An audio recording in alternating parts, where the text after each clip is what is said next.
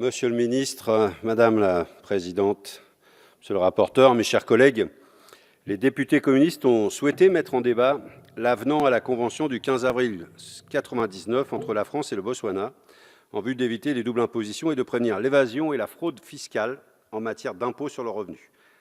Dans le but, ce qui nous concerne, de mettre le doigt sur la politique fiscale internationale et ses dérives.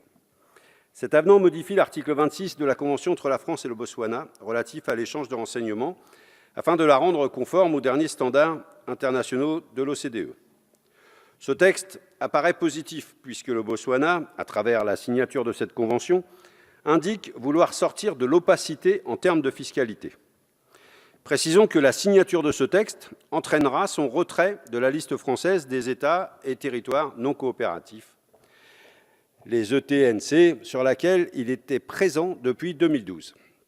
À ce sujet, les députés communistes se posent la question de la pertinence à rendre automatique la signature d'une convention fiscale avec un pays et son retrait de la liste des ETNC. En effet, on constate dans le cadre du Botswana un gouffre entre les intentions et la réalité. Le rapporteur, d'ailleurs, a un petit peu effleuré ce sujet. Et les députés communistes ne sont pas les seuls à s'interroger, puisque l'Union européenne n'a pas jugé opportun de sortir cette année le Botswana de sa liste grise, qui sanctionne les États peu coopératifs en matière fiscale, après avoir donné un an à cet État pour se conformer aux critères européens en la matière. Le Forum mondial de l'OCDE a également rétrogradé la notation du Botswana en 2019.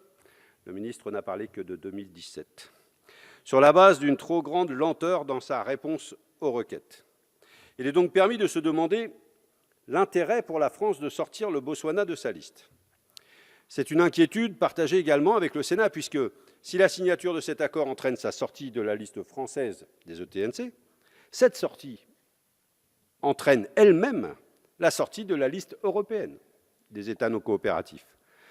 Ces évolutions automatiques font porter le soupçon sur la probité de toutes les conventions bilatérales et multilatérales en matière fiscale.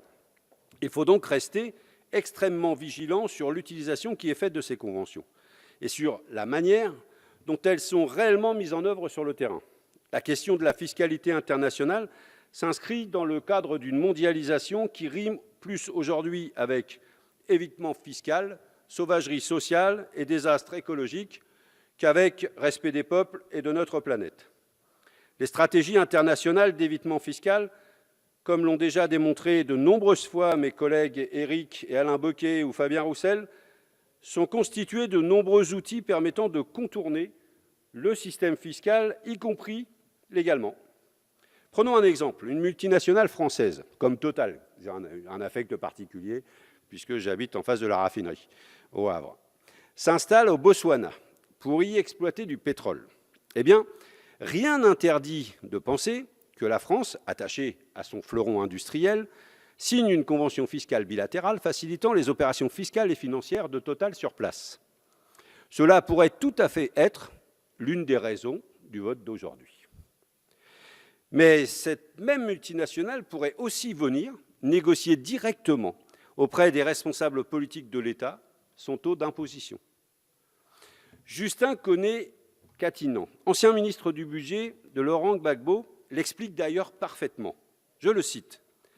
« L'idée d'une réduction de l'impôt sur les sociétés pour en favoriser l'implantation est une belle escroquerie montée par le Fonds monétaire international et la Banque mondiale. Tous les pays africains se sont lancés dans des politiques concurrentielles d'élaboration de codes d'investissement très souples en espérant attirer le maximum d'investisseurs. » Et il indique que si la Côte d'Ivoire avait eu un taux d'imposition similaire à la moyenne européenne, cela aurait rapporté environ 6 milliards de dollars américains supplémentaires dans les caisses de cet État, rien qu'en 2015. Somme qui pourrait, à l'échelle de la planète, être utilisée pour la santé, l'éducation ou l'agriculture ou l'eau ou toute autre politique publique. S'agissant du texte sur le Botswana, les députés communistes s'abstiendront en proposant à la Commission des affaires étrangères, que sera relayée notre présidente ici présente, et ça me permet aussi à mon tour d'avoir une pensée pour Marielle de Sarnez, qui peut-être nous écoute. Donc notre commission, peut-être conjointement d'ailleurs avec le Sénat, pourront évaluer d'ici à la fin du quinquennat ces conventions fiscales bilatérales afin de voir l'impact réel en matière de fiscalité, d'intérêt pour les États, d'intérêt pour la France aussi, ce n'est pas inintéressant de mesurer tout cela. Cela permettra de mesurer si ces phénomènes sont répandus, quelle somme représenteraient ces évitements que je citais, évitement fiscal, et surtout cela permettrait de faire des propositions au Quai d'Orsay pour modifier les modèles de ces conventions afin de les rendre plus strictes sur ce point. Nous pourrions peut-être alors contribuer à notre échelle à la lutte contre l'évasion fiscale dans le monde, et c'est tout ce que je souhaite aussi de notre Commission des affaires étrangères. Je vous remercie